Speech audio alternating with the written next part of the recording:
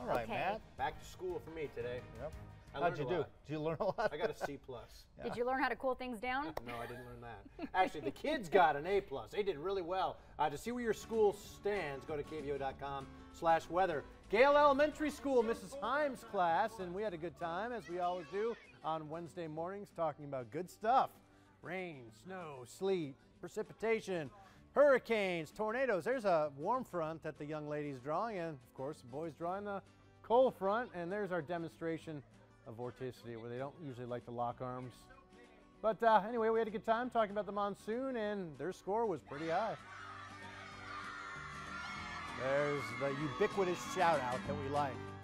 All right, sorry, we can't cool things down, but we're not going to lead with that tonight. We're going to lead with this paltry number, and that's less than 2/10 of an inch of rain that we have seen here in the city of Tucson since August 13th. Last heavy rain event we had, we got to go all the way back to August 13th, 1.48 inches. It's the driest October 13th through October 17th period on record. How about that? And finally, normal rain for that period of time would be over 3 inches of rain. Ironically, we're still above average because we did have a wet monsoon, but we need to start getting caught up on our fall rain. Tomorrow's story, not much of a difference. Back to the low to mid 90s for Tucson, partly cloudy skies. Santa Cruz, Cochise County into the 80s. Mountains look like you'll be in the low 70s. A good 10 degrees. How about this actually? 12 degrees above average today, 96. Our average high 94 or 84 in the city of Tucson. It's just seeming like it should be 94 because we've been around that temperature for the last couple of weeks. 89, skies are clear at Tucson International Airport. Sun officially set, but that's not cooling things down all that quickly. Although we're not in the 90s anymore across the city of Tucson, we are into the 80s, and we're finally into the 70s for places like Wilcox, Sierra Vista, and Sonoyta.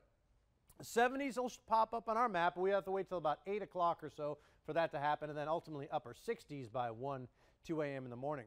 Did see a couple of isolated showers roll through Arizona's high country this afternoon and the boot heel of New Mexico.